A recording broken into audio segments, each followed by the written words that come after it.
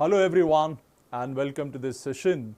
Today I am going to talk about SCT 2025 examinations analysis. So SCT examination, as you would know, is conducted by Symbiosis International University, and this is meant to give you admission into quite a few undergraduate programs that they run, including their BBA program. So the examination was successfully administered first time around on 5th of May, and then it was again administered on 11th of May. This is just a 1 hour exam. It was administered from morning 9 to 10 on both the days, and the feedback that we have received from our students is that the examination has been conducted in a very smooth manner. None of our students came back to us with any kind of complaints with regard to any kind of technical glitches that they might have faced. So in this regard, I would like to mention that Symbiosis has done a pretty good job conducting this exam in a very smooth manner. Now, as far as this examination is concerned, let's talk about the examination pattern. So the examination pattern is pretty interesting. It is just a 1 hour exam. It is perhaps the shortest exam which any student BBA aspirant would write in India, just 1 hour of duration, and 60 questions are there in this exam. So 60 questions to be completed in 1 hour duration. That means this is in a way a speed based exam where you need to go very fast. There is no scope to warm up and then start solving the questions. You have to go right from the beginning at breakneck speed. So that is something crucial about this exam. Another couple of interesting observations about the exams is there are no negative marking scheme in this exam. That means if you get the answer incorrect, no marks will be deducted, and there is no provision for sectional cutoffs. That means the student should purely focus on maximizing the overall score in this exam. Also remember, there are no sectional time limits in place. So the 1 hour duration, the student is allowed to utilize it as per his or her convenience. So if you are stronger in one area and if you want to devote more time to that area so that you can maximize your score, you are allowed to do that. So time management surely would have played a key role in the success of students in this exam. Now there are 4 sections in this examination. You have got General English, which is the first section, and 16 questions appear from here. And remember, every question carries same 1 mark. So 16 marks would be there in General English. Quantitative is basically mathematics. 16 questions appear from here also. Another 16 questions appear from General Awareness. And finally, 12 questions appear from analytical and logical reasoning. So all in all, 60 questions in this exam to be done in 1 hour of duration. Now let's begin section by section.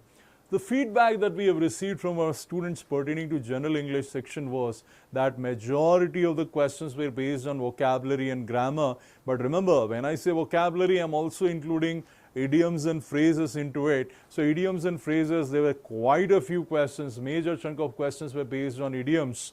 So that is something that you definitely needed to remember. So this is one area wherein the student had good grip on vocabulary and grammar. They would have sailed through this section. There were absolutely no questions from reading comprehension, which was quite interesting to note, because majority of the other entrance exams, they do focus on RCs, but not SCT this time. No questions of RC were there. Interestingly, there was one question that was based on poem. It was a short and sweet poem according to our students, where 4 to 5 lines of content was there, and the question basically was that the student had to figure out which is the metaphor that has been used in the poem. So identification of metaphor is what the student had to do. So this could be classified as not very tricky but not very easy at the same time, because this was something different from what the students come across. Some students were pretty tricky because of the way options were designed. So many of the students, they told us that they were able to eliminate a couple of options, especially in grammar and vocabulary based questions, but they were stuck with 2 options, and then of course the dilemma kind of situation was there. So that what make this section interesting as such. Overall, you can see the difficulty level of the section as a whole can be classified as easy to moderate in nature because of those few questions that I was referring to. Now let's look at the breakup of the questions. As I said earlier, 2 to 3 vocabulary based questions were there. Interestingly, no synonym based questions were there. All of them were antonym based questions. Idioms and phrases were quite a few. 6 to 7 questions were from idioms and phrases. Again, there were 2 different type of questions in idioms and phrases. One was simply which is the best idiom or phrase which represents this situation. The other one was a scenario was presented. For example, a student and teacher talking to each other, and they said this particular scenario can be best represented by which idiom or phrase. Error identification questions 2 to 3 were there, which tested the grammatical skills of the candidate. Tenses based questions 3 to 4 were there, and here again the grammatical skills were tested, and there was one single poem, as I mentioned earlier, where the metaphor had to be identified. Overall, we can say 10 to 12 questions, if you are able to do correctly in this section out of 16, that can be classified as a good performance in this section. Moving on to the next section. Quantitative is basically a mathematics based section where 16 questions appeared from variety of chapters. The questions, most of them were fairly doable, but I want to mention that there were few moderate difficulty level questions also. In fact, there was one question based on progressions, arithmetic progressions to be more particular, and the feedback that we got from the student was that was a very tricky question.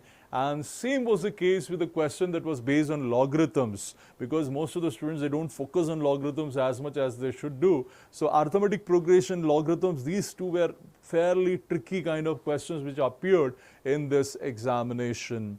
This was the breakup of the questions. You had a question based on time and distance. Averages, mixtures, alligation question was also there, which was fairly doable. Ratios and proportion question was also pretty straightforward. There was one compound interest based question, even though I have written SICI, but the question was compound interest based question, which was again pretty doable. Logarithms, as I said, was a tricky question. Profit and loss, 2 questions were there. One was pretty straightforward, the other one could be classified as of moderate difficulty level. Progressions again was a difficult one. Coordinate geometry, 1 question was there when the midpoint was given to the students, fairly doable. Probability, 1 question. Permutations combination, 2 questions were there. One of them was easy, but the other one was tricky in nature, where 8 students had to be put in 3 classrooms with other conditions. So that was a tricky question. The data interpretation, 1 single question appeared, and we can probably say it was fairly doable. It was a tabular form of representation. And of course, the remaining will classify them as miscellaneous in nature, where there was 1 question based on time and work, 1 was based on equation. So I'm calling it as miscellaneous. So overall, if you look at this section as a whole, I would probably say a good candidate with good amount of preparation would have been able to manage 10 to 12 questions correctly in this particular section. Moving on to general awareness, where 16 questions appeared. There were quite a few questions based on current affairs and static GK. It was a good mix of both. And the questions range from games and tournaments to polity to economics to organizations. Just to give you a sense, the questions were not very straightforward and simple. Very few questions were easy. For example, there was a question based on BRICS. What is the full form of this organization called BRICS? Now, this was a fairly easy question for somebody who might have been reading newspapers on a regular basis. But on the other hand, there were also questions which were fairly tricky. For example, which was the first Vande Bharat train to be launched? It started from which place to which place? I mean, that was a tricky question per se. Similarly, there was a question which was testing students' awareness about Olympics, Paris Olympics, and they said that who is the athlete who won a couple of medals for India in that Olympics. So these kind of tricky questions were also there in the examination. There was another very tricky question about Saraswati River being found underground, and it was found in which state in India. So this was a very diverse set of questions from variety of areas which appeared in the examination. So it wasn't very straightforward. It really tested a person's knowledge from variety of areas. Even economics was tested. There was a question which said, which of the following parameters can be used to judge economy of a country? And then options were a little confusing for the students. So all in all, we can say this section was not very easy. It was fairly difficult in nature, and students who have read the newspapers on a regular basis, they would have managed it to an extent, but others surely would have struggled here. So overall, the difficulty level can be classified as moderate to difficult in nature, and 5 to 7 can be considered to be a good performance in this section. Moving on to analytical and logical reasoning. The examination had 12 questions, and they were from variety of areas. Some questions were pretty tricky in nature, and they actually became tricky because of variety of reasons. For instance, the way the names were framed. The names of the people, they were were very similar. A circular arrangement question, for instance, the names were very tricky. And even the way the question was designed in some cases was in such a way that the students were bound to get confused. Again, this is only pertaining to few questions. Majority of the questions were pretty straightforward and fairly manageable. So the breakup of the questions was like this. There was one question of calendar where 1st of January was given to the student. This was 2025, year was mentioned as 2025, and they had to find out a date in the month of June. So that was a very simple, straightforward sitter. There was one question based on clocks where the angle between the clocks at one particular time that was given, and then there was another time that was given. The student had to find the angle between the hands on both the occasions and tell the difference between the both. So as long as the student had a very simple knowledge about the formula to be used, it would have become fairly easy to manage. While linear arrangement question was simple, as I said earlier, the circular arrangement question would have troubled some students.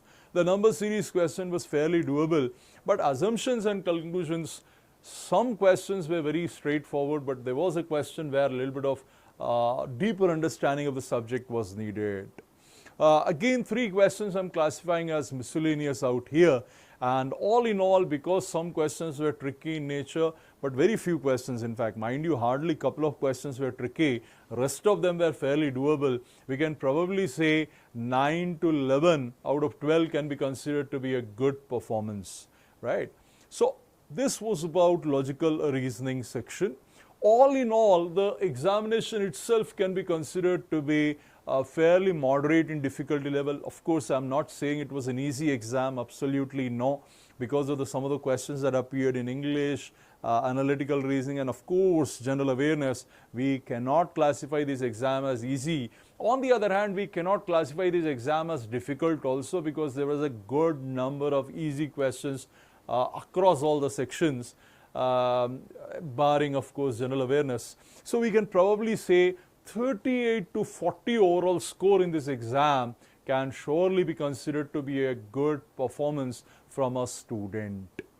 So I hope you have done well in this exam and you will clear the cutoffs of Symbiosis. Now remember 2 things. The cutoffs differ from program to program. The one that I have mentioned right now is for their BBA program. But remember, there are no sectional cutoffs. So if you have not done well in one of the sections, don't need to worry. As long as the overall score is good, that would be acceptable. So friends, with this, I have come to the end of this video. If you like the content, do hit the like button and share it with other friends and family members who would have written SCT exam, so that they also get an idea about the exam. And do subscribe to our channel, because we regularly upload this kind of useful content. Thank you everyone for watching this video.